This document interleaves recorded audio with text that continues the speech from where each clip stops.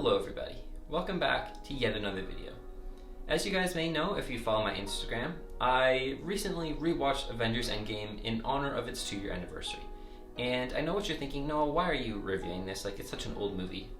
And the reason why I'm reviewing it is because A, I actually never reviewed it when it first came out, and B, I thought it'd be very interesting to look back and see what I thought about it now, because I know when it first came out, like, it was absolutely amazing. So I thought it would be very interesting to see if I still thought it was that amazing. So anyways, without any further ado, let's get into it. So like I said, it was definitely an amazing movie when I first watched it in theaters. I think this is probably one of the best theater experiences I've ever had, probably a lot of people have ever had. Like, seriously, just listen to this crowd roar during some of those epic scenes.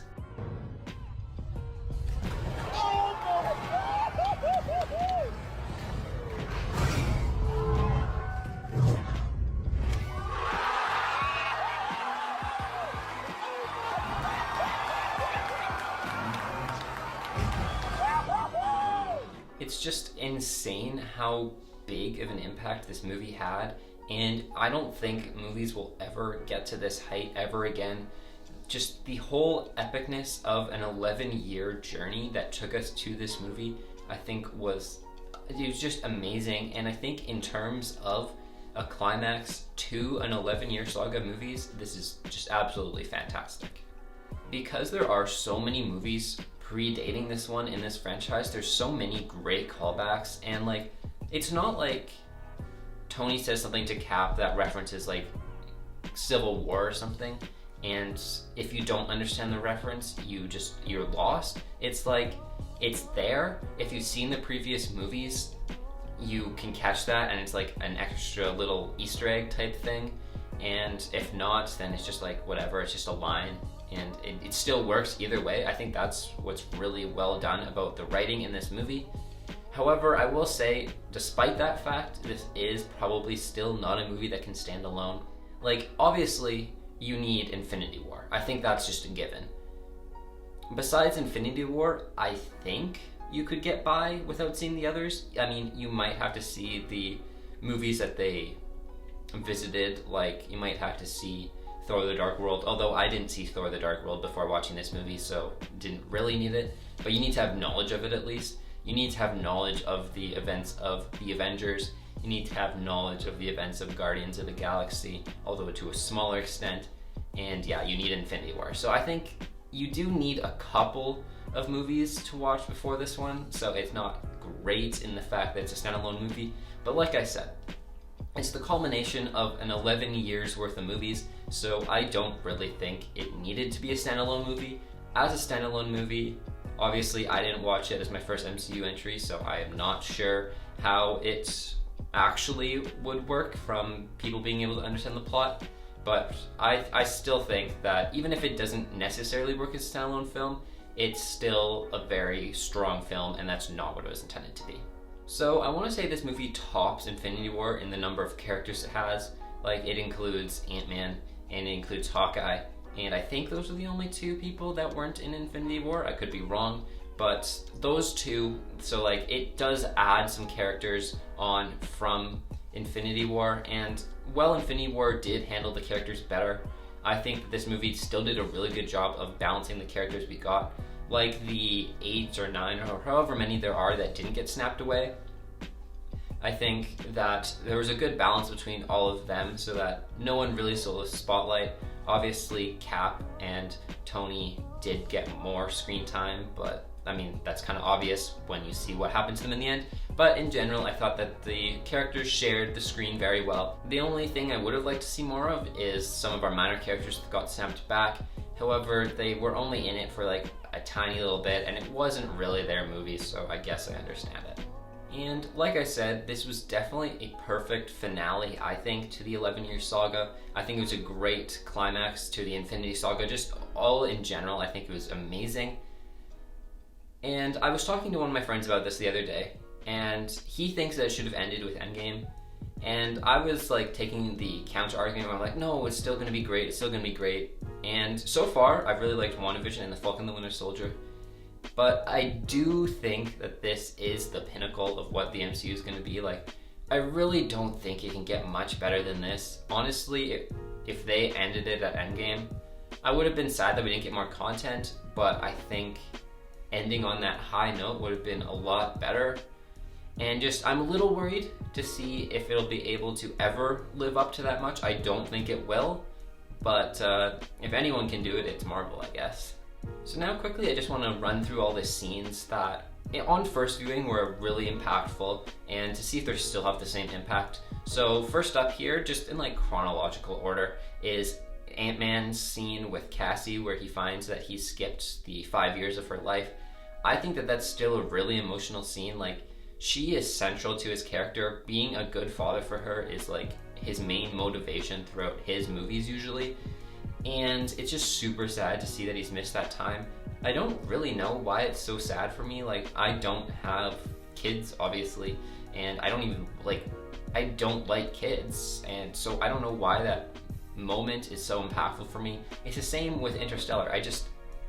Parents missing out on their kids' lives, it's just really sad for me. I don't know why, but it is. And the next scene is Thor's scene with his mom. And I'm actually going to preface this by saying one of the flaws of this movie is that Thor is handled terribly.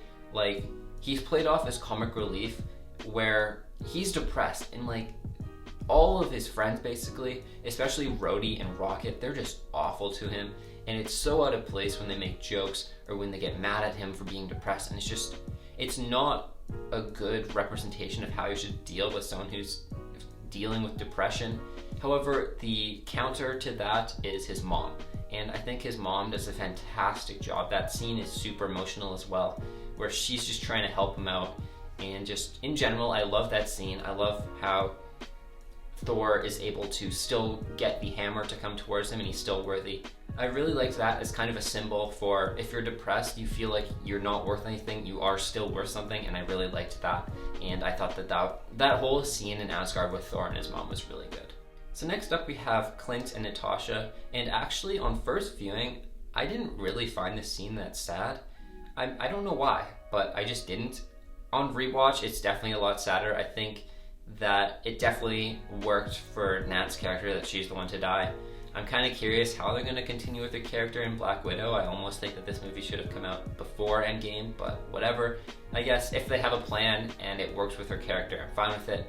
However, I think that if they had ended with this would have been a great ending to her character. So after that, there's the scene with Tony and his dad, and personally, I wasn't a huge fan of this. I mean, it's still great that he's able to reconnect with his father after they basically had a very strained relationship when they were alive.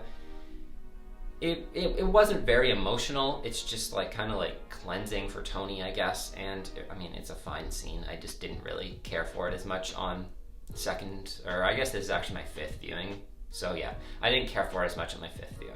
So now, at this point, we're getting to what I would say is probably the most epic scene in comic book movie history. You guys can debate that with me in the comments, whatever, but I will stand by my word that I think Cap lifting Mjolnir is probably the most epic scene we will ever see in a comic book movie. That was just amazing. I was like, first time I saw that, my jaw dropped, and it was just fantastic. Still get chills when like the hammer starts to lift off the ground and then it flies towards him. I think overall it's fantastic. I still love that scene. And I guess kind of tying into that, the portal scene, on first viewing, that was just amazing. Like, it might have even topped the hammer scene on first viewing. However, now, it's still really, really, really cool. But on, like, it just had that shock value the first time you see it. So, on my fifth viewing, when I already know what's happening, it's not as epic as it was. I think that in terms of rewatchability, watching that Cap lifting Mjolnir scene, like I watch that every couple of months. Like that's just an amazing scene that I just absolutely love. And on the contrary, unfortunately, the portal scene, I have seen it way too much. I watched it so many times, both in watching the movie and watching it on YouTube, and just it's kind of lost some of its impact for me, unfortunately. And of course, the big climax of the film is when Tony snaps and his like death scene. And I think that the callback to Iron Man 1 is fantastic. It's brilliantly done, and it's still very sad Tony's death. Doesn't get me as sad. as it did the first time I watched it, but in general, his funeral, his death, and his snap were, again, great scenes. So I guess the final scenes I want to run through again here are Old Man Cap, and I thought that was really good. It felt out of character the first time I watched it. Like, I really didn't think Steve was ever going to retire. I thought he was going to die in Endgame. I thought that's what was going to have to happen. But on rewatch, I like it. I like that Cap is happy, and he definitely deserves it after everything he's been through. And finally, we have what was probably my favorite emotional moment on first watch, and probably still is the Love You 3000 between Tony and Morgan. Again, for some reason, a parent-kid relationship gets me. I don't know why, but I really liked it, and it's super sad, and it's super cute, and just, yeah, in general, I think that's still a great scene. So, I have been giving this movie a lot of praise, and just, there's so many great things about this film. Like I've said everything, I think. But, however, there are still some flaws. I already mentioned how Thor is very mishandled, and just, in general, it kind of struggles with balancing tone a little bit. Like, it tries to be quippy, like Avengers movies usually are, try to have some jokes and stuff. That's fine, but sometimes they're very out of place. It's a serious moment, or it's supposed to be a sad moment, and they're making jokes. Like, Rhodey, most of his jokes feel out of place. Like the Cheese Whiz line, terrible. Rocket, I think, is very bad in this movie in terms of he makes jokes. Like, it's his personality. It just doesn't fit into this movie. He fits much more with the Guardians than he does with the Avengers. Like, when they're putting the stones onto the glove, he says boo. I'm like, come on, dude.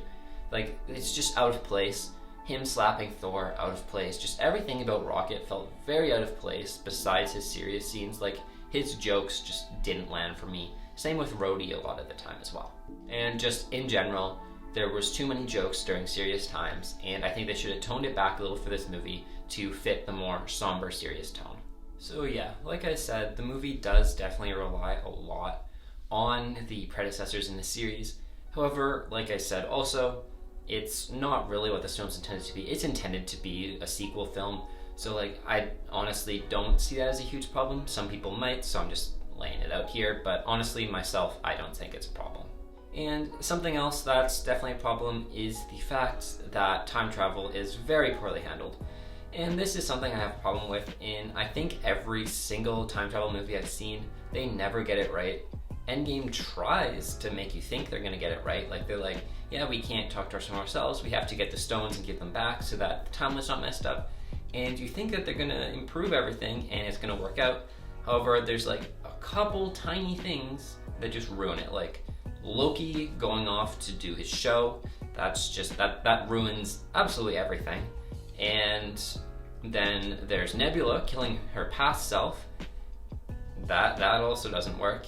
And then when Tony snaps and everyone disappears / dies / whatever, I guess theoretically they could say that he put them all back into the past and wiped their memories. Theoretically, I guess they could say that's what happened.